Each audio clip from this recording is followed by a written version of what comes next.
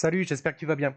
Aujourd'hui, on montre que si je prends A et B, deux réels quelconques, le maximum entre A et B, c'est A plus B plus valeur absolue de A moins B, le tout sur 2. Bien sûr, le max de AB, c'est le plus grand des deux. Donc si A est plus grand que B, ça vaut A. Et si B est plus grand que A, ça vaut B. Je te laisse une seconde pour réfléchir à comment tu ferais ça, mais pause si tu veux.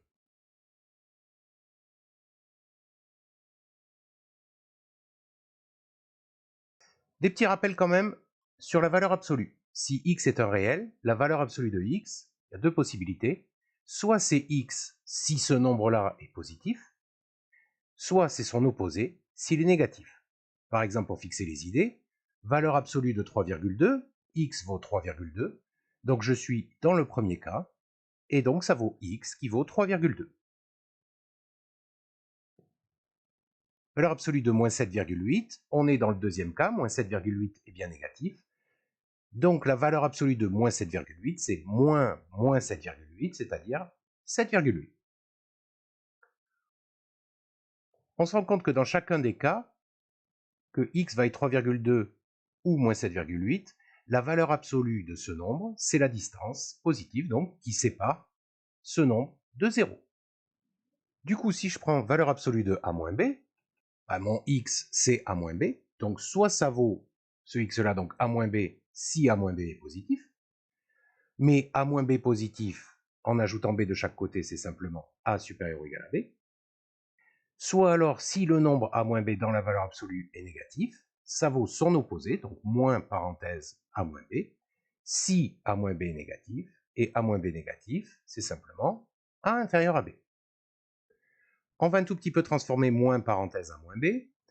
En distribuant le moins 1, ça donne moins a plus b, et en réordonnant, b moins a. Du coup, petite interprétation en termes de distance. Si a est plus grand que b, valeur absolue de a moins b, c'est a moins b, c'est-à-dire le grand moins le petit, donc la distance entre les deux.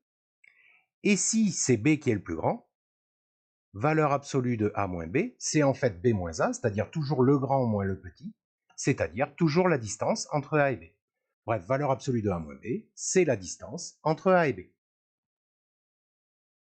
C'est bon pour les rappels, maintenant on va montrer l'égalité qu'on s'était proposé de démontrer. Pour faire ça, je vais exprimer les deux côtés dans chacun des cas, si a supérieur ou égal à b, ou si a inférieur à b.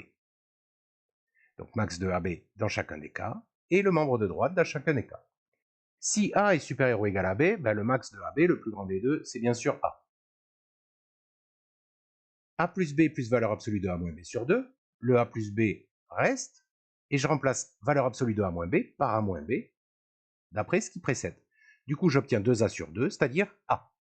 Et on a bien max de AB égale la partie droite, si A est supérieur ou égal à B. Même délire si A est strictement inférieur à B, le max de AB, le plus grand des deux, c'est B. Et je vais remplacer valeur absolue de A moins B par B moins A ce coup-ci, ce qui va faire que les A vont se simplifier. Il reste 2B sur 2, c'est-à-dire B, ce qui est bien égal à max de AB dans ce cas-là. Bref, que A soit supérieur ou égal à B ou pas, j'ai bien max de AB qui est égal à A plus B plus valeur absolue de A moins B sur 2, et l'égalité est démontrée pour tous les réels A et B possibles. On a donc montré que le maximum de A et de B, c'était bien égal à A plus B plus valeur absolue de A moins B sur 2. On pourrait aussi démontrer que le minimum de A et de B, c'est A plus B moins valeur absolue de A moins B sur 2. De manière similaire, je te le laisse en exercice, c'est vraiment très très semblable. Et ceci donc pour tous les A et B réels quelconques. Si la notation quel que soit AB appartenant à R carré te gêne, imagine juste que ça veut dire pour tout A et B réels quelconques. On pourrait s'arrêter là, mais puisque tu es sympa, je te propose une deuxième méthode. Prenons le max de AB plus le minimum de AB. Il y a deux cas, soit c'est A le plus grand, et du coup le max de AB vaut A, et du coup le min de AB vaut B, soit c'est B le plus grand, et c'est le contraire. En tout cas, si j'ajoute les deux, ça fait toujours A plus B. Et si je prends le max de AB moins le minimum de AB, ce coup-ci, on a dit c'est le grand des deux moins le petit des deux. Ça, c'est ce qu'on a appelé valeur absolue de A moins B. Je te renvoie vers les rappels du tout début de la vidéo. J'ai donc ici, si je connais A et B, un système d'équations à deux inconnus, je cherche à exprimer max de AB et minimum de AB en fonction de A et B. Il n'y a plus qu'à résoudre. Si ça te gêne, t'appelles X le max de AB et Y le minimum de AB, et tu résous comme si tu connaissais A et B. Je vais faire de la combinaison parce que ça s'y prête bien. J'appelle L1 la première équation, L2 la deuxième équation. Je vais ajouter L1 et L2 pour obtenir max de AB plus max de AB de max de AB. Les minimums de AB s'en vont, et donc c'est égal à A plus B plus valeur absolue de A moins B. Pour la deuxième ligne, je vais faire ligne 1 moins ligne 2. J'ai donc max de AB moins max de AB, min de AB moins min de AB, donc 2 min de AB, égale A plus B moins valeur absolue de A moins B.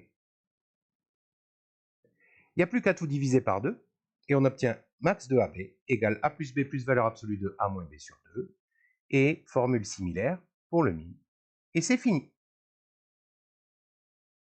J'ai pensé à deux petites applications de cette formule. La première, c'est de recoder la fonction maximum, par exemple de Python, sans utiliser de boucle. On pourrait très bien dire si A est plus grand que B, max c'est A, else c'est B. Et là, en fait, on peut programmer la fonction maximum en utilisant le fait que c'est 1/2 de A plus B plus valeur absolue de A moins B. Une deuxième application de cette propriété, plutôt au niveau terminal, parce qu'il faut savoir ce que c'est qu'une fonction continue, serait si f et g sont deux fonctions continues, sur un intervalle i ou sur r, peu importe, montrer que la fonction max de fg est aussi continue sur i, ou la fonction max de fg, c'est la fonction qui va de i dans R et qui a tout x associe le plus grand des nombres, f de x et g de x. Alors pour faire ça, je vais d'abord dire un petit mot de ce que c'est que la continuité, sans en donner une définition formelle.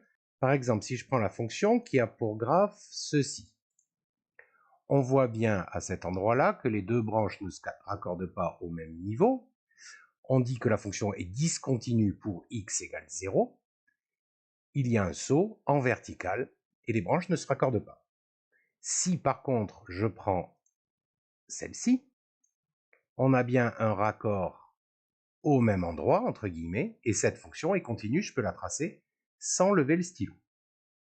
Du coup, si je prends deux fonctions au pif, par exemple, celle qui a ce graphe-là et celle qui a ce graphe-là, je peux regarder pour chacun des x, par exemple -7, quelle est la plus grande image.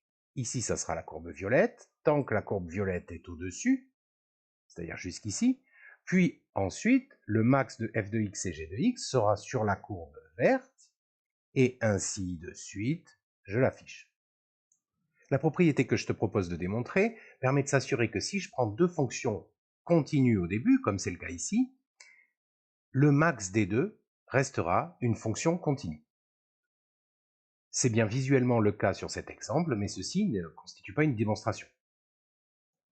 Par contre, imaginons que je prenne une fonction discontinue. Imaginons celle-ci en vert. Et une autre fonction, par exemple celle-ci qui est continue. À ce moment-là, le max de f de x et g de x ne sera pas forcément continu. Que lui, il faut qu'on voit bien les endroits où c'est discontinu. Il n'y en a qu'un, c'est ici. Okay, je remets f et g. Tant qu'on est ici, c'est la courbe violette qui est au-dessus. Ici, c'est la courbe verte qui est au-dessus. Ici, c'est la courbe verte qui est au-dessus. Puis, c'est la courbe violette qui reste au-dessus de la courbe verte.